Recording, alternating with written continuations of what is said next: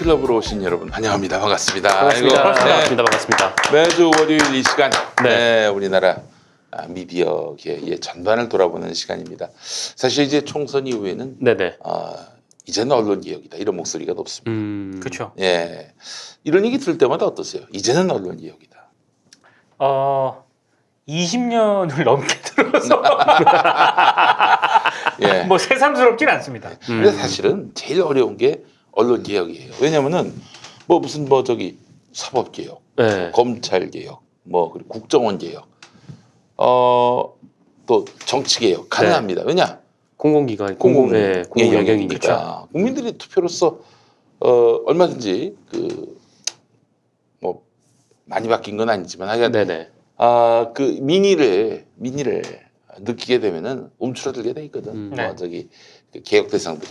네. 그래서 까불지 못한다고요. 아무리 심판받지 않는 권력이라고 해도 특히 이제 가장 손대기 어려운 검찰 개혁, 네네. 검찰 개혁도 지금 급물살을 타고 있어요. 그렇죠. 총선 결과가 또 네. 많아지듯이요. 네. 그렇죠. 언론은 이게 사실 공공의 영역이 아니라 민간의 영역이기 때문에 네.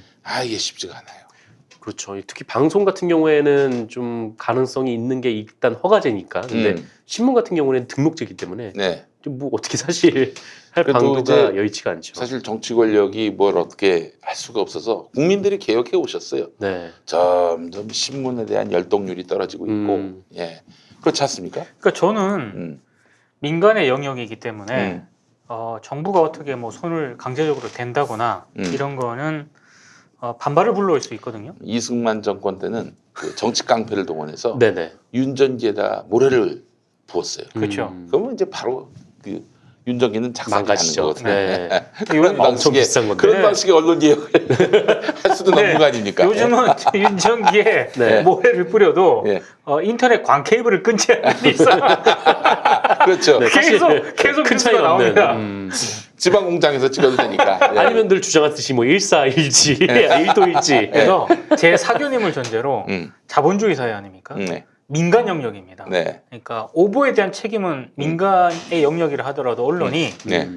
공적 기관으로서 공적 성격이 있잖아요. 네. 네. 최소한의 오보에 대한 책임을 져야 되기 때문에 네. 철저하게 자본주의 방식으로 징벌적 징벌적 손해배상 제도라든가 오보에 대한 막대한 어떤 금전적 배상 이런 거를 통해서 네. 좀 압박을 하는 게 맞습니다. 저는. 올해 조선일보 동아일보가 창간 100년인데 언론 개혁이 100년 동안 안 이루어졌다. 그 징표로 그 100년을 해석해야 되는 거 아닙니까? 그렇죠. 예. 네. 그렇죠. 알겠습니다. 징벌적 손해배상제 그것만 있어도 아마 진짜 바짝 긴장하고 네네. 멋대로 기사를 못 쓸 거예요, 진짜. 아니 그러니까 오보를 냈어요. 근데 그 오보에 대해서 어마어마한 어떤 손해배상을 해야 된다. 이것만큼 팩트 체크를 열심히 할 수 있게 하는 방안이 뭐가 있어요? 저는 없다고 봅니다. 야구 선수들 보면은 네. 4할 3푼 1, 2 이런 식으로 이제 타율 네. 투수 같은 경우에 방어율 하듯이 네. 오보율 기자별로 이렇게 오보율을 또 그 좋은데. 이런 거는 금방 극복할 수 있습니다. 왜요? 오늘 삼성이 하나를 4대2로 이겼다.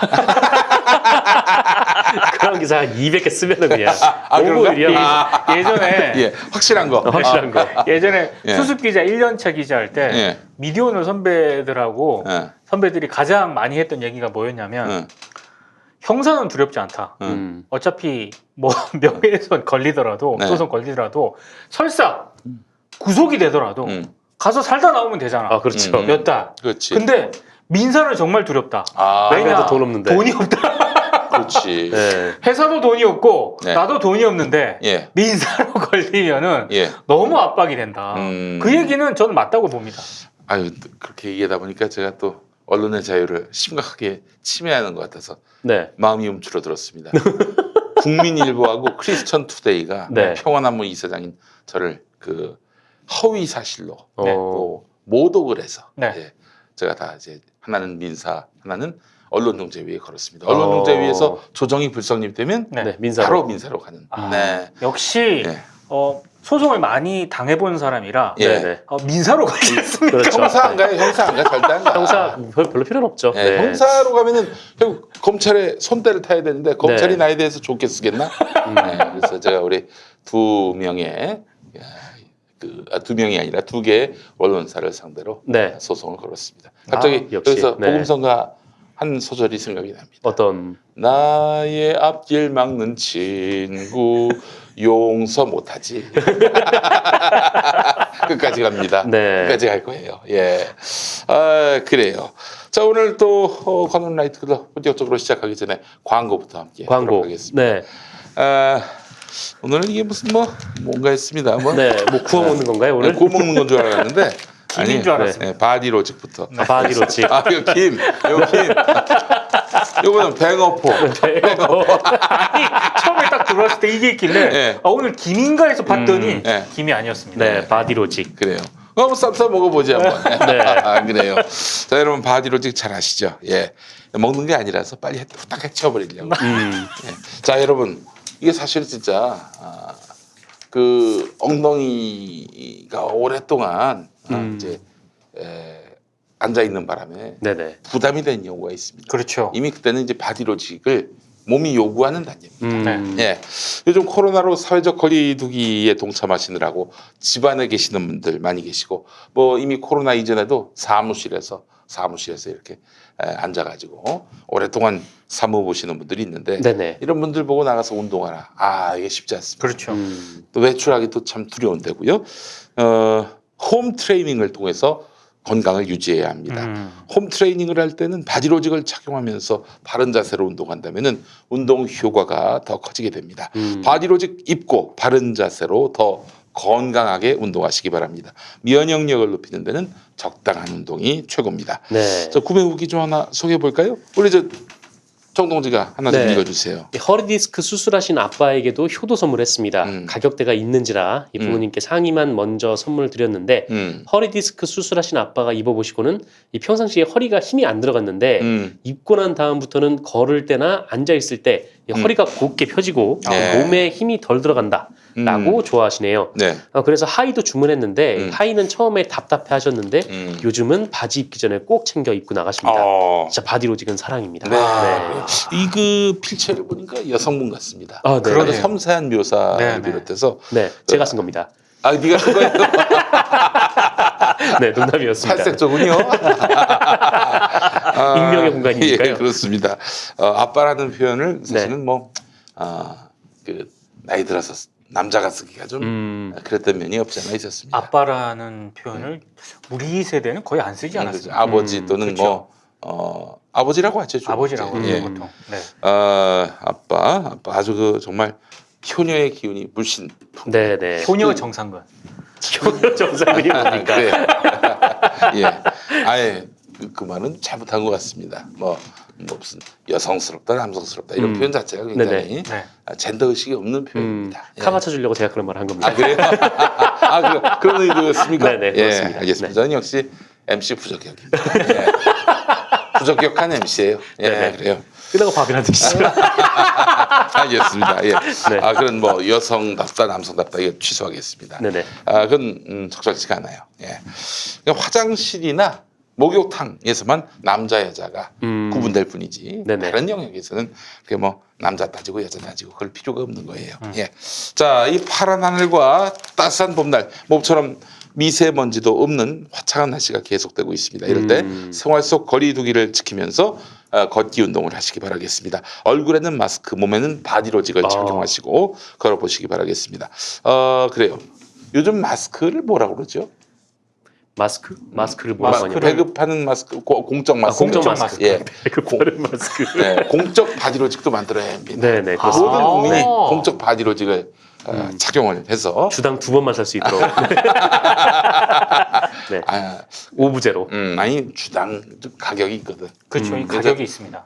이제 월간 정도로 네네. 하고 예. 뒤집어서 한번 입고 그렇게. 근데 뭐 반년에 한 번씩 사도 워낙 질기고 단단해서 네, 한 충분히 번 씁니다. 사면 네. 오래 쓰기 오래 때문에 써요. 그렇습니다. 예. 너무 좋아요. 바디로직은 골반의 인체 역학적 특성을 이용해서 체형을 계산하는 골반 그리고 말린 어깨 교정 속옷입니다. 네네. 일반적인 보정 속옷은 단순히 군사를 압박해서 몸매를 보정하는데요. 바디로직은 특허 기술인 토크밴드의 회전력을 이용해서 비틀린 몸을 바로잡습니다. 효과가 없을 경우 100% 환불 보장까지 보장하기 때문에 부담 없이 경험하시기 바라겠습니다. 그러나 또 이렇게 사놓고 입어놓고 바꿔달라. 이 텔레기가 인지상정. 네네. 우리 동방예의지국에서는 쉽지 않은 일입니다만 특히나 이제 저희 같은 몸 같은 경우에는 네. 다시 줄일 수가 없기 때문에. 살이나 빼 이런 얘기를 들을 것 같은 그런 그러나 그렇지 않습니다. 여기는 언제든 네네. 여러분들 환불해드립니다. 031-345-4550으로 전화하시면은 아프리카 가나로 연결이 됩니다. 네네. 국제 전화가 되는군요. 네, 국제 전화로. 네. 예. 농담이고 안양이에요, 안양. 안양에서 전화를 받습니다. 네.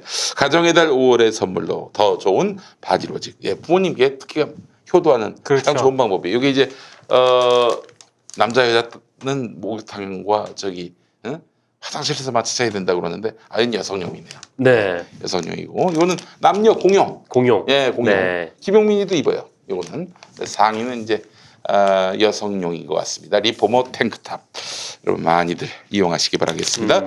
참고로 가정의 달 5월 이벤트가 진행 중입니다. 이름하여 다정한 특가인데 다정한 특가.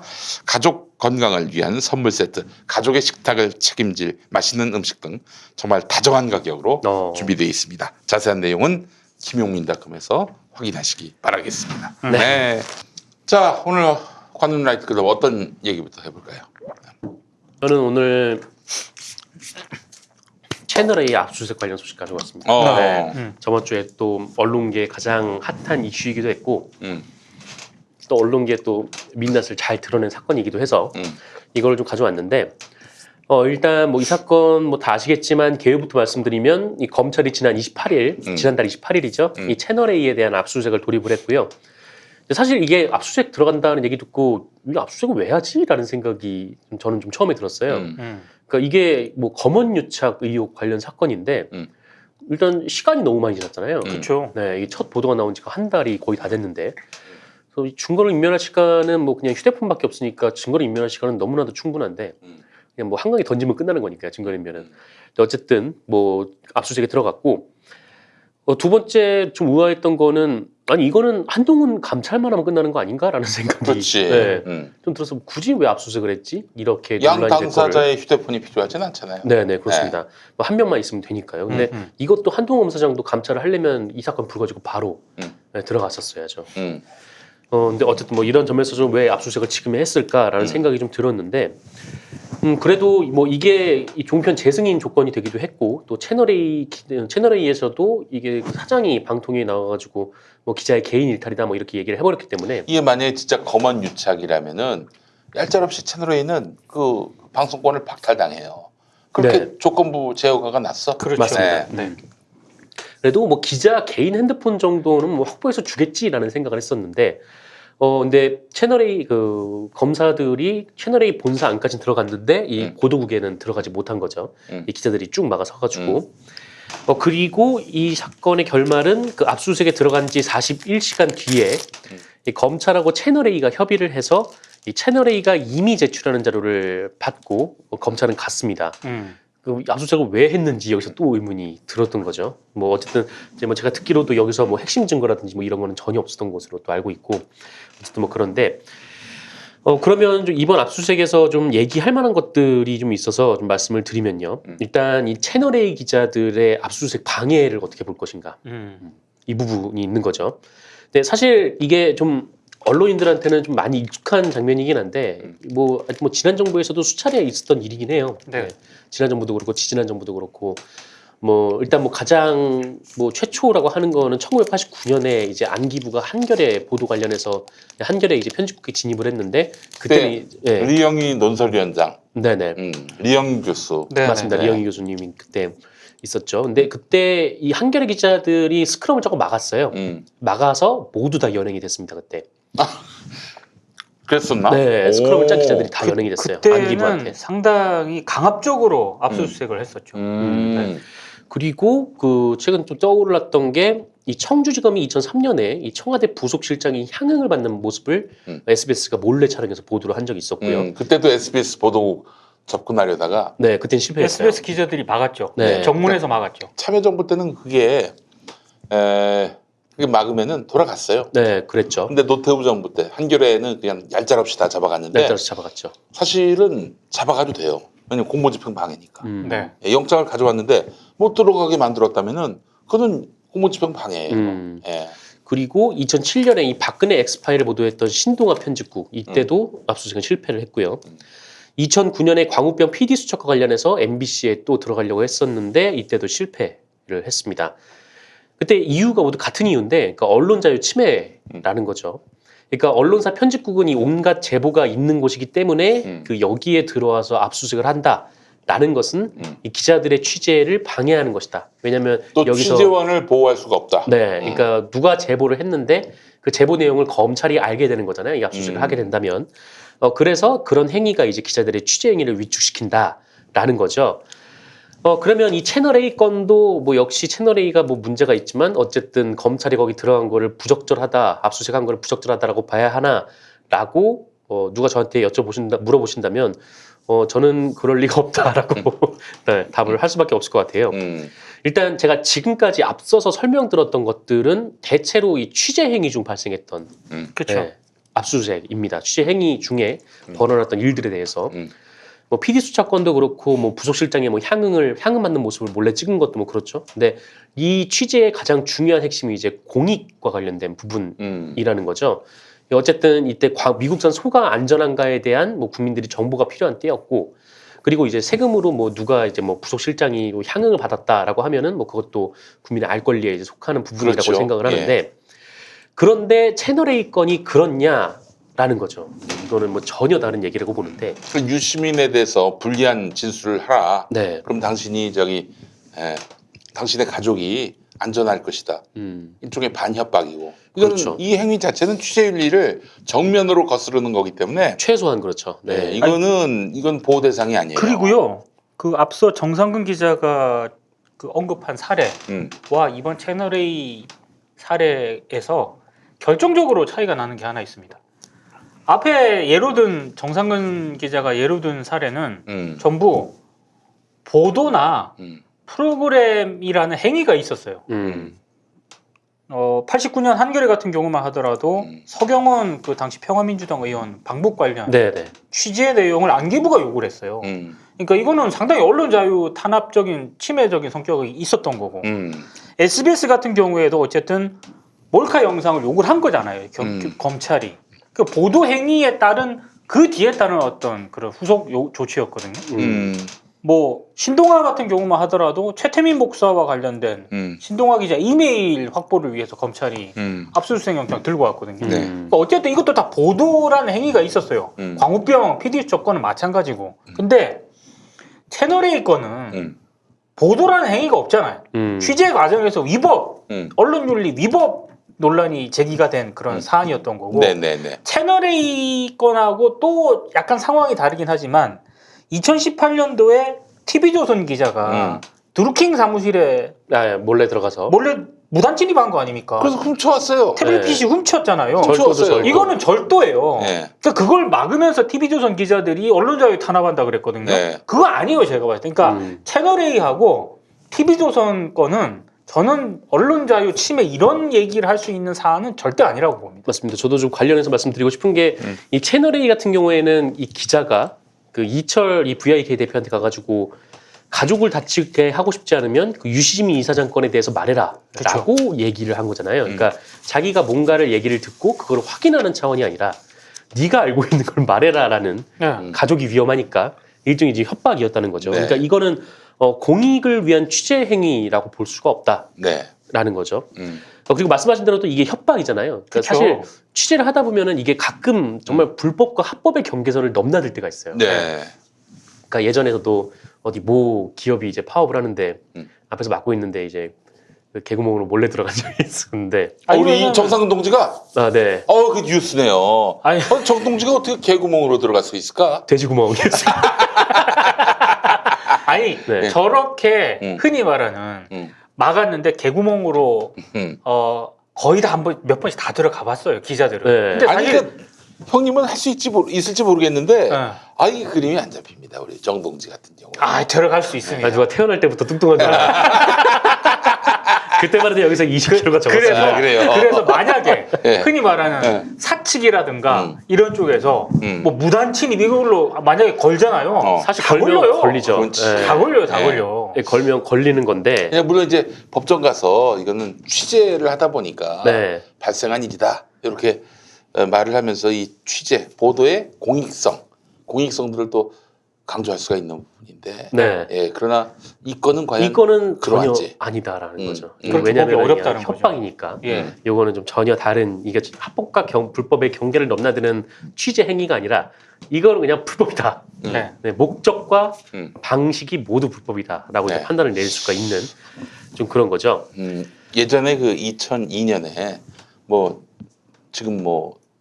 지금 최근도 회자되고 있는 사건이 바로 이재명 검사 사칭 논란. 네. 예.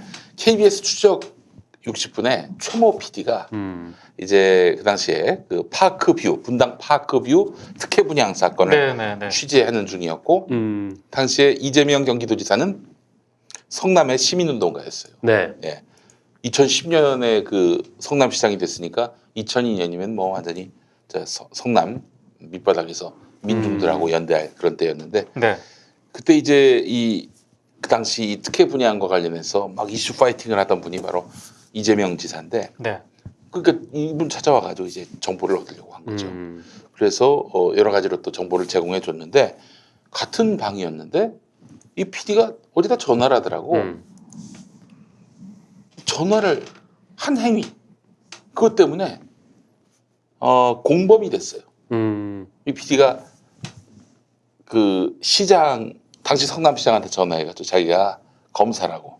PD가. 그거는 진짜 문제입니다. 네. 그래서 사례를 다 얘기하라고. 그렇게 딱 말하자면은 허위로 자기가 검사도 아닌데 검사인 채 하면서 그 시장한테 진술을 받아내려고 했던 것이죠. 네. 근데 그 옆에 있다고 공범이 됐어. 사기 공범이 됐어. 그건 정말 굉장히 이재명 지사로서 억울한 일이고 결국 나중에는 이게 또 시비거리가 돼가지고 재판까지 갔지만은 그러니까 이제 이 건과 관련해서는 1심, 2심에서 네. 처벌을 받았어요. 이재명 지사가. 근데 이제 최근에 그 경기도지사 선거 과정에서 그건 억울한 일이다. 네. 누명을 쓴 거다라고 얘기한 걸 갖고 또 검찰이 또 이걸 갖고 허위사실 공표 당선될 목적으로 허위사실 공표를 했다고 또 걸었는데 1심, 2심에서 무죄가 났어요. 네. 근데 당시 그 기사를 내가 쫙 한번 봤는데 이 기사를 보니까 2002년 당시에는 그럴 수도 있는 거 아닌가? 그럴 수도 있는 거 아닌가? 이런 내용의 논문이 또 실리기도 했었어요. 언론중재위원회. 이게 그러니까 이제 물론 법적으로야 잘못한 거지 뻥을 쳤으니까 사기는 맞지만은 이 사람이 왜 사기를 쳤냐 이거지. 아니 정확한 정보를 알아내고 사실을 그 비리를 규명해가지고 정의를 세우고자 하는 언론의 공익적 목적 때문에 그렇게 해서 뻥을 쳐가지고 전화해서 그렇게 나 검사요라고 한 건데 이 기능을 무시할 수는 없는 것이다. 그렇지 않는다면은 그렇게 해서 뻥을 치지 않으면은 그 실체 어떻게 접근할 수 있겠는가? 그런 내용이 언론학자에 의해서 작성이 됐고 당시 언론중재위원회에 그 개간지 실렸어요. 개간지. 네. 계절할 때 개간지. 개간지. 네. 개간지에 실렸어요. 간지나게 실렸단 말이에요. 네. 그래서 이제 그 당시만 해도 2002년만 해도 그런 언론의 어떤 이 취재 과정에서의 윤리성이 조금 떨어져도 폭넓기가 또 인정해주는 문화가 있었는데 근데 그때는 2002년이지. 그럼 그때는 또 네. 18해가 지났는데 지금에 와서도 그런 식의 취재가 용인될 수 있느냐? 그건 아니죠. 그렇죠. 네. 저 때는 그 사실은 취재를 하다 보면은 그런 유혹에 좀 휩싸입니다. 왜냐하면 유혹 엄청 많죠. 어디 기자다라고 만나거나 취재를 했을 때 얘기를 하는데 한계가 있거든요. 근데 만약에 내가 뭐 어디 경찰관이다, 내가 뭐 수사를 하고 있다, 내가 뭐 어디 뭐 검사다 이렇게 만약에 얘기했을 했을 때 상대방이 나오는 자세나 얘기하는 이게 완전히 다르거든요. 근데 사실, 그거를 끊임없이 못하게 그 선배들이 하는 거죠. 그렇죠. 그건 위법 사안이기 때문에 절대로 해서는 안 된다라고 교육을 받았죠. 그때 이제 90년대, 80년대, 90년대, 2000년대 초반만 해도 선배들이 그렇게 해서 후배가 취재를 못했습니다. 그러면은 그 자리에 딱 앉아가지고 전화를 걸어요. 그때는 뭐 어디서 전화 거는지도 파악이 잘 안 될 때니까. 그렇죠. 네, 서울중앙지검 검사인데 이러면 자기 이름 되는 거예요. 예, 자, 김용민인데 그저 어떻게 된 거예요? 좀 사건 좀 얘기해 봐요. 경찰에다가 경찰에다 전화하면은 경찰이 다 알려주잖아요. 네. 그것도 받았어가지고 기사 완성문을 만들어가지고 단독 보도라고 냈던 그런 좀 호랑이 담배 피우던 시절에 일들이 있었어요. 네. 예. 근데 지금 뭐 그렇게 하면 뭐 걸릴 뿐더러 네. 이번에도 뭐 그러면- 걸리지 않았습니까? 네. 저기 처벌받아요. 네. 처벌받아요. 근데 뭐 어쨌든 보도로 나오는 거니까 이 솔직하게 얘기를 하는 게 맞죠. 그렇죠. 전혀 그 이게 취재 맞는 거고. 과정의 윤리, 과정의 정의도 간과할 수가 없는 거예요. 그런데 지금 채널 A는 이게 뭐냐 이거야. 80년대, 90년대를 사는 채널 A가 아닌가 싶어요. 네, 혹시 뭐 과정에 약간의 좀 흠이 있더라도 이게 목적이 공익적이라면 뭐 그것도 괜찮은데 뭐 괜찮다기보다는 한번 논의해 볼 만한 얘기가 되는데 이건 아예 그냥 전혀 아니에요. 말을 지어내라는 거 아니에요, 한마디로. 그렇죠. 얘기해서. 네. 어쨌든 뭐 그런 부분이 있는 거고 음. 그리고 이제 마지막으로 지금 막 이제 언론 탄압이라고 주장하는 이유가 이 보도국을 압수수색해서 이 만약에 검찰이 다른 건더기를 건져간다면 이게 뭐 굉장히 좀 안 좋은 상황이다. 뭐 취재원도 일종의 드러나고 별건 수사가 네. 가능해지는 그런 거 아니냐라고 했는데 근데 채널A도 변호사 있잖아요. 그렇죠. 변호사가 입회해서 압수수색 영장에 적시된 것만 협조를 해주면 되는 거죠. 압수수색이라고 하니까 뭐 큰 박스 가져와 가지고 거기다 다 집어넣고 가져가는 것처럼 아시던데 아니 정확하게 그거는 서류고 네. 컴퓨터 하드디스크 그렇게 가져가진 그렇게 않아요. 못 가져가요. 네, 그렇게 컴퓨터 못 가져가고. 하드디스크에서 특정한 파일들만 가져가게 돼 있어요. 네. 그 제목을 예를 들어서 뭐 우리 분류하기 쉽게 뭐 예를 들면은 유시민 관련 폴더를 만들었다. 그럼 그 폴더만 특정해서 가져갈 수가 있는 거야. 네. 그래서 내 아는 어떤 선배는 그 파일 이름이 다 식별이 불가능한 500기터. 500기터 바디로직. 이런 오랜 유머가 있잖아요. 예전에 그 뭐 어떤 분 보니까 컴퓨터에 파일 이름이 다 알아야 한글 파일 이름이 뭐 기러기 혹은 뭐 저기 예전에 자동으로 고니, 폴더 네. 세우는데 고니, 새 이름으로만. 새 네. 이름 그거 네. 뭐 아니 기러기 고니 뭐 참새 뭐 뻐꾸기 수리매 막 이런 거. 왜 그러냐고 했더니 그 이름을 자기 직접 장명을 했거든. 아니 그 저기 파일 지정할 때 새 이름으로 저장해가지고 새 이름으로 저장했다는 거야. 아, 새 이름으로. 기러기. 아, 뻐꾸기. 새 폴더 하니까 새 이름을. 근데 결정적으로 네. 자기가 아는 새 이름이 바닥이 난 거야. 그래서 조심스럽게 참새 2마리 만들어져. 만들어주는 거야. 예. 대발견, 대발견. 그래서 참새만 한 8마리, 9마리. 네네. 와, 그럼 윤무부 선생님은 폴더를 몇 개를 가지고 왜 있는 하필 새 이름이냐? 새 이름이냐? 네. 그래서 굉장히 애를 먹었던 적이 새 있었다. 폴더 만들기. 예, 네. 그렇죠. 예. 그런 오랜 유머가 있었어요. 네. 예. 예전에 또 우리 어머니도 컴퓨터 처음 배우셨을 때 우리 어머니도 컴퓨터를 다룰 줄은 꿈에도 몰랐지. 2000년에 김대중 대통령이 이렇게 그 인터넷 인프라를 네, 네. 깔면서 한 20조인가 들여서 네, 이렇게 네.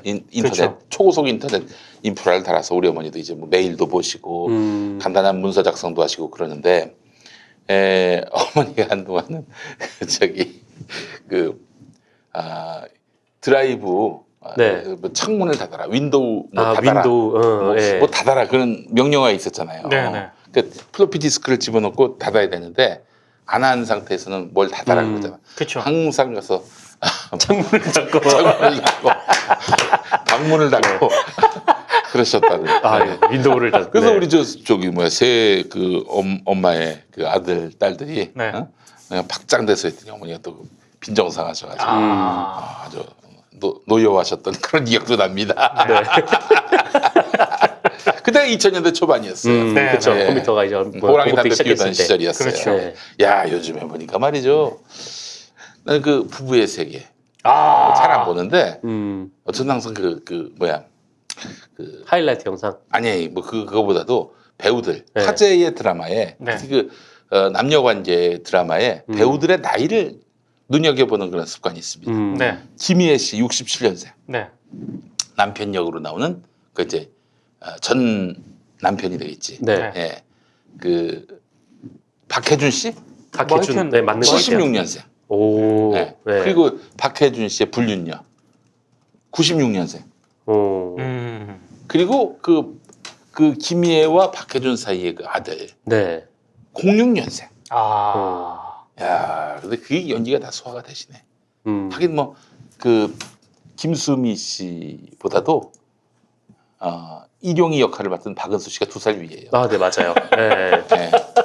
예전에 그 사랑과 야망에서 돌아가신 저 남성훈 씨 네네네. 하고 어머니 역할을 했던 김용림 씨. 예예예. 2살 차이야. 아. 예. 근데 어머니 아들 사이로 나왔던 거지. 네네. 야, 대단한 어떤 그런 한 20년 차이의 그 남녀가 배우도 네. 뭐 연인처럼 그렇게 같은 나이인 것처럼 하기도 하고 뭐 그런 부부의 세계를 유심히. 봤습니다. 아. 네. 근데 이 얘기는 갑자기 왜 나온 거죠? 왜 여기까지 왔는지 모르겠어요. 예. 분명히 창문을 닫고 끝났는데 갑자기 왜? 갑자기 창문을 닫았을 자, 때 부부의 세계가 생각났습니까?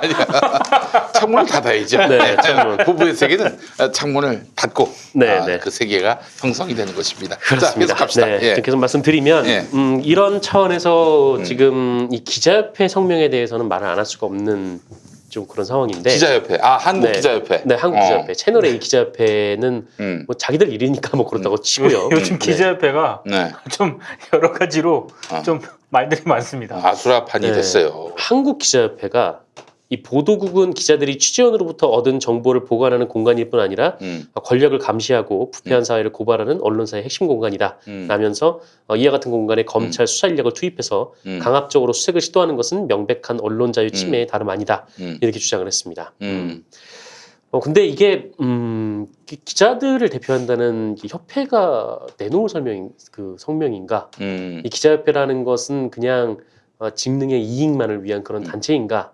아니면 어떻게 이런 성명이 나올 수가 있는가라는 생각이 저는 한편으로 좀 들었는데 일단 이 뭐라 그럴까 이 채널 A 기자가 아마 기자협회 소속이니까 이제 소속 회원을 보호하기 위해서 이런 걸 했겠죠. 근데 그러면은 이 채널 A 기자의 이 취재 윤리에 대해서는 기자협회가 무슨 말을 했더라라는 생각이 좀 들긴 하더라고요. 그러니까 저는 가장 이해 안 됐던 부분이 채널 A 노조에서 그 자사 기자가 이런 식으로 취재윤리 회사 쪽에서도 인정을 했단 말이에요. 네. 취재윤리 위반에 대해서는. 네.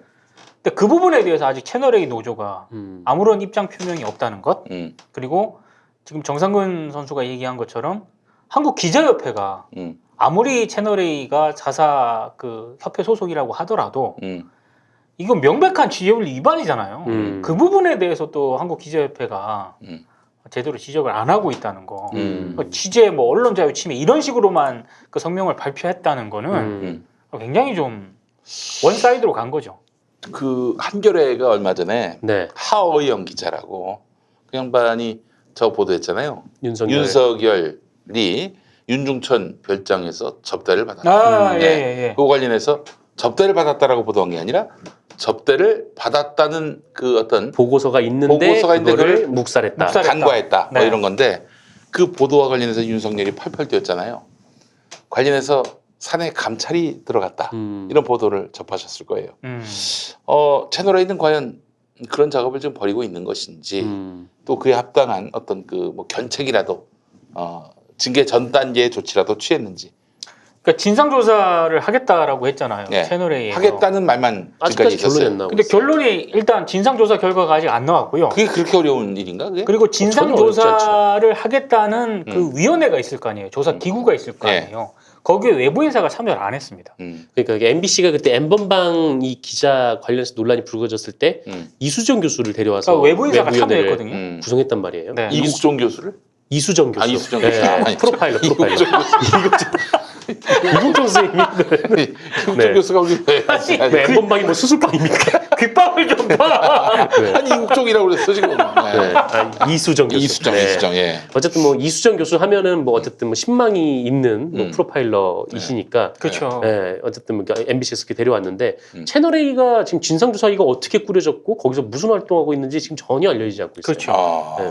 관련해서 지금 어떤 결론을 내고 있는지도 알 수 없고 사실 아까 말씀하신 대로 이거는 4월 1일에 MBC에서 보도가 됐으면 4월 2일에 끝낼 수 있는 그렇죠. 그렇지. 조사거든요. 예. 핸드폰만 보면 되니까. 네. 네. 거기서 뭔가 삭제한 흔적이 있다라고 하면 아 삭제한 흔적이 있습니다라고 발표하면 되는 거예요. 근데 이제 사실은 이제 사내 조사하기 때문에 휴대폰 못 드립니다 이럴 수도 있거든. 네. 왜냐면 그거는 뭐 강제권이 없어요. 강제할 수가 없으니까. 그럼 그렇다면은 이거는 그렇게 얘기를 하면 되는 거죠. 회사가 이 사람 진상조사에 협조하지 않았다. 그러면은 뭐 그냥 대기 발령시키면 되는 거 아닙니까? 그렇죠. 네. 그 다음에 이제 뭐 검찰에서 이제 수사가 들어오면 거기에 협조를 하면 되는 거고. 그렇지. 네. 근데 본인이 떳떳하다면 뭐 그런 조사라든가 이런 거에 협조 안 할 이유가 없는 거죠. 그리고 게다가 또 만약 그런 식으로 협조 못 하겠다 그러면은 사표 써야지. 그 회사 어떻게 다녀? 그러니까 회사가 진상규명의 의지가 없는 것이다. 네. 볼 수밖에 없는 거죠. 그렇죠. 네. 검찰도 마찬가지죠. 검찰도 감찰의 의지가 없는 것이다. 예. 게다가 또 지금 저 윤석열 검찰은 무슨 인권 수사 쪽에다가 이걸 맡기고 게다가 또 저기 MBC의 보도도 수사를 하라. 균형 있는 수사를 해야 된다. 이게 말도 안 되는 소리라고 해서 지금. 그 얘기를 지금 다음에 하려고. 예. 그게 진짜 웃긴 게요. 예. 지금 채널A 이 압수수색에 대해서 굉장히 지금 비판적인 언론사들이 있잖아요. 네. 근데 진짜 전 논리적으로 이해가 안 가는 게 채널A 압수수색에 대해서 비판적인 언론사라면 만약에 윤석열 총장이 왜 MBC도 형평성 맞추라는 그런 취지로 계속 얘기를 했잖아요. 그럼 그것도 비판을 해야 돼요. 왜냐하면 언론사에 대한 압수수색은 언론자유 침해라고 주장을 했기 때문에. 근데 왜 채널A는 압수수색하면서 MBC는 압수수색 안 하냐라고 얘기를 한단 말이에요. 네. 이거는 지금 내가 봤을 때 이거는 똥오줌 못 가리는 거야. 그래서 이 조선일보를 비롯해서 이제 언론들이 좀 그렇게 이 대응을 해왔는데 이 채널A 압수수색 그 자체에 대해서는 뭐 그냥 뭐 MBC에 대해서 안 했다는 윤석열의 경로가 있었다 뭐 이런 것만 보도를 했지 네. 뭐 어떤 사설이나 이런 평가를 내리지는 않았었단 그렇죠. 말이죠. 근데 이게 관련해서 지금 MBC 보도 관련해서는 MBC 압수수색 관련해서는 사설을 냈어요. 사설을 냈는 게 이제 뭐냐면은 그 30일 사설이었는데 조선일보요. MBC는 빼고 채널A만 압수수색 법 집행인가 정치인가라는 제목을 써서 거기서 뭐라고 했냐면 이번 수사는 문재인 대통령의 대학 후배인 그 이성윤 서울중앙지검장이 주도하고 있다. 이런 주장을 했어요. 네. 그러니까 뭐 그 학연으로 이제 똘똘 뭉친 뭐 조선일보는 그게 뭐 되려나 모르겠는데 그렇게 따지면은 이 김수창이랑 방상훈이랑 연대 동기인데. 아 그러네요. 동기인데. 조사해봐야 되는 거 아닙니까? 그런 식으로 따지면. 그러네요. 네. 그리고 이제 또 하나는 MBC가 지금 무슨 혐의가 있냐라는 거죠. MBC를 왜 압수수색을 해야 되는 거죠? MBC한테는 자료 협조 요청을 하고 참고인 조사를 해야죠. 그렇지. 그렇죠. 네. 그리고 순서가 있습니다. 순서. 지금 사내 경중도 그렇고 순서가 있는 거예요. 채널 A 거부터 해야지 왜 같이 동시에 수사를 해? 물타기 하라는 얘기 아닙니까? 그거는. 응? 그렇죠. 네. 그리고 예로 든 게 그 최경환 전 경제부총리가 MBC 보도를 명예훼손으로 걸었잖아요. 네. 근데 그거 얘기를 일부 언론에서 했거든. 네. 아니 이렇게 걸었는데, 아 그걸 걸어서. 근데 그 더 말이 안 돼요. 명예훼손 사건으로 언론사를 압수수색하라고 말도 안 되는 거지 그거는. 그렇게 그래서 그렇지 않아도 검찰이 서울중앙지검이 압수수색 영장을 청구했는데 네. 그걸 뺐다는 거야. 법원이 거기서 기각시킨 거 아니에요. 법원한테 가서 따져야지. 이걸 왜? 최경환 이 명예훼손 사건을 압수수색 그 신청할 때 법원에 신청할 때 그걸 뺐다고 어떤 언론이 썼더라고. 그거는 유튜브에서 다운받을 수 있는데 아니, 압수수색 관련돼서. 아니 그럼 그걸 넣었다 칩시다. 그래서 법원이 영장을 만약에 압수수색 영장을 발부해서 그거는 더 난리 나는 사건이에요. 제가 그럼 정정을 해야 되겠네요. 그러니까 최경환 건으로 압수수색 영장을 청구한 것이 아니라 그걸 왜 뺐냐는 식으로 그걸 뺐다는 거. 어떤 언론이 썼더라고. 예. 근데 어떤 언론은 조선일보 아닙니까? 정확하게 조선일보예요. 조선일보인지 중앙일보인지 헷갈리는데 아무튼 그 썼는데 만약에 그걸 뒤집어서 해석을 하더라도 그거 더 문제예요. 너 그 만약에 명예훼손 최경환 건을 넣었다 쳐도 그걸 가지고 압수수색 영장을 어떻게 발부합니까 법원이? 윤석열 말대로 왜 물타기 수사를 하지 않느냐? 어? 지금 그렇게 얘기하고 있는 거야. 네. 예. 뭐 그런 셈이죠. 참 채널A 사태로 이게 정말 이 민낯이 드러났어요. 동아일보. 사실 그리고 뭐 그 누가 한겨레 논설위원이 한겨레 그 법조팀장이 쓴 것 같은데 아 저기. 그 양반 이름이 뭐더라? 그 사회부장? 아니 저 이춘재 이춘재인가? 이춘재 기자였던 것으로 이춘재 사회부장인가 모르다. 사회부장이에요. 사회부장 그 검찰에 오랫동안 출입했던 부장인 분이고 이춘재 사회부장. 기억을 합니다. 그러니까 언론사는 보고 철저 이게 가장 중요한 가치. 그럼요. 네. 보고 철저. 그러니까 N번방도 마찬가지고 그리고 이동재 건도 마찬가지고 보고 철저가 아주 거의 뭐 추상같이 살아있는 언론사의 그 원칙인데 이 원칙대로 보자면은 이동재의 그 행위는 동아일보 간부들이 모를 수가 없는 것이고 그렇죠. 채널A 간부들이 모를 수 없는 것이고 그리고 N번방 사건 같은 경우 MBC 간부들이 모를 수가 없다. 아니 MBC 간부들이 몰랐다면은 아니, 보고를 했다면 모를 수가 없는 거고요. 네, 근데 지금 MBC 간부들은 보고를 받은 적이 없다라고 얘기를 하고 있는 그렇지. 거고. 예. 근데 그 사건은 어떻게 됐나 지금? 지금 보니까 예. 오늘 제가 여기 관훈 들어오기 전에 예. 세계일보가 보도를 했는데 네. 그 경찰이 예. 그 MBC 기자에 대한 그 압수수색 영장을 신청을 했고 법원이 영장을 발부를 했답니다. 그래서 그 본사 사무공간, 주거지, 휴대전화, 차량 등에 대한 압수수색 영장 요게 이제 아마 그런데 그 뭐 좀 지나서 압수수색 영장 들어오는 거는 무의미하지 않느냐. 뭐 그 사이에 증거인멸할 수 있는 거 아니냐라고들 이제 많이 얘기하는데 맞아요. 그 말은 맞는 말이고 정말 선수들은 그 사이에 은폐하죠. 어떻게 그 뭐 검사나 이렇게 법조계에 종사하는 사람들은 어떻게 증거를 인멸해야 귀신이라고 하더라고. 뭐 문제가 없는지 잘 아는 사람들인데 근데 일반인들은요 못해. 네. 증거 인멸했다가 걸리면은 나도 모르는 사이에 그 모르는 경로로 증거 인멸이 확인되면은 자기는 그냥 뭐 1년 살고 2년 살고 그렇죠.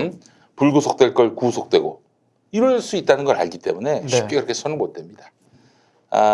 그래서 사실은 좀 늦게 압수수색해도 그 상대가 법조인이 아니라면은 뭐 그럴 수도 있겠다 생각이 들지만은 그래서 저는 뭐 이제서라도 압수수색에 들어가려고 하는 것은 바람직한 일이다 이런 생각이 들어요. 네.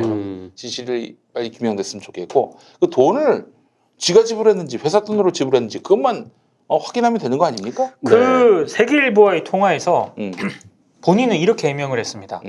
언론 보도를 보고 잠입 취재 목적으로 여러 링크 공유방을 거쳐서 조 씨와 접촉을 했다.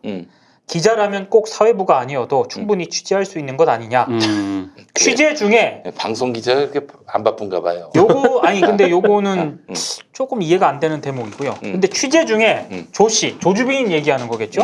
신분증을 요구하기에 거기서 멈췄다 이렇게 얘기를 했고 회사에 사전 보고를 했는지 입금한 돈은 공금인지 등의 질문에 대해서 그렇지 않다고 답을 했다. 그렇지 않다는 말은 뭐예요? 그러니까 이게 자기 돈이었다는 거죠. 그러니까 이게 저는 이게 그렇지 않다라고 하는 게 사전 보고를 안 했다. 입금한 돈이 공금이 아니다. 이걸 그런 말로 보이는데. 그러니까 이게 정확한 문맥 맥락이 어떻게 해석이 되는지 모르겠는데 그렇게 해석이 될 수도 있고 그렇지 않다라고 답을 하는 게 이게 무슨 말인지 모르겠어요. 정확하게는. 그러니까 그 세계일보 기자가 기사 쓸 능력이 많이 없는 조금 중의적으로 해석이 될 수 있게 이렇게 써놨어요. 그러니까 질문인 뭐 보고를 했느냐, 입금한 돈이 공금이냐 이런 질문에 대해 아니다. 뭐 보고를 안 했다. 공금에 대해서 뭐 내 개인적인 돈으로 입금한 거다. 이렇게 명확하게 쓰질 않고 그렇지 않다고 답했다. 그게 뭐예요? 이게 뭐야 이게? 이게 조금 이상해요. 이 마지막 대목은. 이렇게 돼버리면은 우리도 멋대로 해석하는 수밖에 없어요. 아니 그러니까 해석을 그렇잖아요. 해석을 하게 만들어놨어요. 네. 답변을. 네. 그러니까 조금 이게 정확하지 않은데. 기사를 잘 못 쓰든지 세계일보 기자가 아니면은 이동재 씨가 이동재가 아니죠. 이쪽은 이동재가 아니죠. 예, 그 황의준. 네. 예, 이 사람이 네. 그 뭐 사실을 잘 분간하지 못하게 애들러서 얘기했거나 둘 중에 하나 아니겠어요? 뭐 하여튼 애매하게 답변을 저는 이 했습니다. 말을 이렇게 해석합니다. 네. 본인이 이렇게 해석하게 만들었으면 해석을 해줘야지. 예, 저는 공금이 아니다. 공금이 아니다. 내 개인적이다. 개인적으로 한 것이다. 보고 안 했다. 난 이렇게 해석하려고 합니다. 예, 그러면 네 개인이 한 거지. 그렇죠. 그럼 네 개인이 한 거지. 근데 지난번 관훈에서도 제가 얘기를 했지만 요즘은 보고를요. 유선이나 핸드폰으로 전화를 걸어서 하는 기자가 급한 상황 빼고는 거의 별로 없어요. 대부분 문자로. 대부분 문자가 아니라 그 보고 방이 있어요. 보고 방이 있어요? 그때 요즘은 보안 단체방. 때문에 다 텔로 하거든요. 거의 많은 언론사에서 네. 텔에 기록이 남아요. 그걸 기록이 제시를 하면 남으면은- 돼요. 기록이 남으면은 MBC가 진상조사위원회를 구성할 이유가 없지. 그렇지 않아요? 그렇죠. 보고가 MBC가 없었으니까 그 진상조사를 황의준의 그 진술에 대해서 이상한데 납득이 안 가는데 이럴 수가 없지. 지가 보고했는데 보고 안 한 거야. 보고 안 그 한 거야. 기록이 있다면 분명히 보고를 받은 데스크가 있을 거고 그렇지. 그거는 금방 나오거든요. 그래서 지워봐야 지워지지가 않아요. 그렇죠. 네. 다른 사람 거에도 있기 때문에 그렇죠. 휴대폰은. 예. 아 그래요. 그 뭐 그냥 나는 그 상황쯤 되면은 바로 사표 쓸 것 같습니다. 예? 근데 일단 법원이 뭐 그 압수수색 영장을 발부를 했다고 하니까 네. 이제 경찰 조사가 이제 강제 수사가 진행이 되는 거고 네. 요거는 좀 지켜보면 될 것 같습니다. 그 사태가 점점 악화되면 본인한테 도움이 안 될 텐데 맞아요. 네. 네. 깨끗하게 진실을 얘기하고 그리고 책임을 지면 되는 일인데 뭐 이걸 갖고 이렇게 질질 끄는지 모르겠습니다. 예. 아이고 그래요. 제가 항상 하는 얘기가 사람이 실수할 수도 있고 잘못할 수도 있잖아요. 네. 그럴 때는 진실 앞에 무릎을 꿇는 겁니다. 그렇죠. 진실만한 권위가 없어요. 예. 그 진실을 한번 피해보겠다고 했다가 더 큰 뱀을 피해다 사자를 만나는 꼴이 됩니다. 예. 그렇기 때문에 적절한 비유였습니까? 뱀이 더 무서워. 뱀이 더 무서운데 나. 뱀, 실뱀을 합시다. 네. 실뱀. 네. 실뱀을 합시다. 네. 그래요. 사자를 만나는 얘기입니다. 예. 알겠습니다. 아유, 브리핑이 다 마무리가 된 겁니까? 네, 끝났습니다. 멋졌습니다. 네. 오늘 좋았어요. 깔끔했어요. 네. 예, 채널A 소식 전해드렸고. 기